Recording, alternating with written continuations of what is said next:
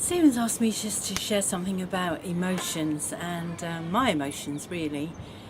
Our emotions, they come from like the depths of our being, and there's something that often we don't understand or know how to deal with.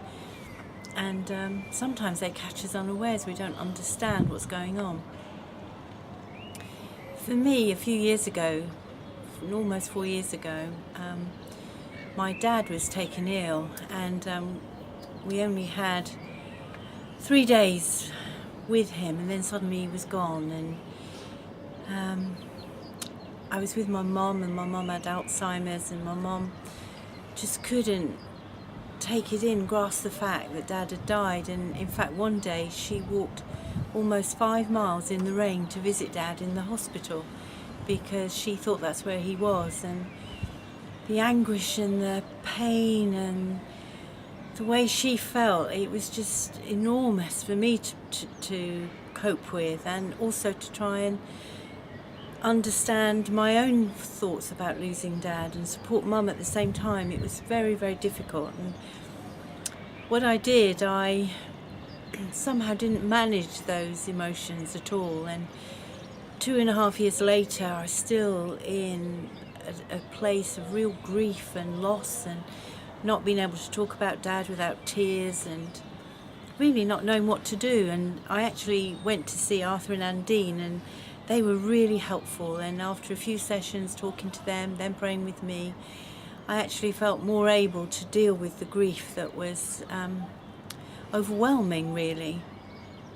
And then, as you know, on 10th of March, my mum died, and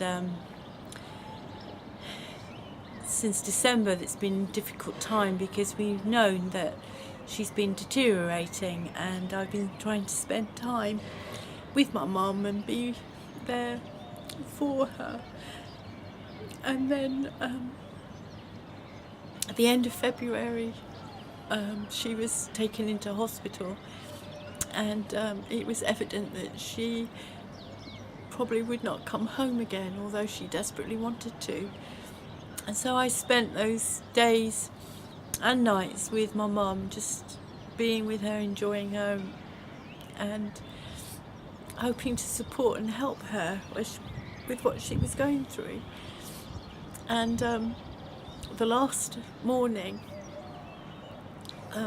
for some reason, I was left on my own, just with my mum. Everyone had gone, and I was waiting for Elizabeth and Adam to come, and Mum started to make strange noise, and the nurse said that she was anxious. And so I sat next to Mum and held her hand, and she held my arm, and I started to sing What a Friend We Have in Jesus. That was her favourite hymn. And I also sang Hide Me Now Under Your Wings, as the thunders roar and as the seas roll, or something. I will soar with you above the cloud. And I started to sing that song to Mum. I don't think all the words at the moment. And as I did, her breathing became more relaxed, and I could sense that the presence of God was there in that room and with my mum. And he was supporting me, he was hiding me under his wings, not just my mum. And that was really comforting. And then I know God knew how much I really loved her, and he allowed me to see a light. It's like the angels came into the room and took Mum away. And I just so appreciate that God did that, because I know that now Mum is definitely gone with the angels, and she's in heaven, and she's with Dad, and everything good's going on for her. And on her card for the flowers, I wrote that I would see her in a moment, in a twinkling of an eye, because to Mum that's all it will be. And I've got that reassurance that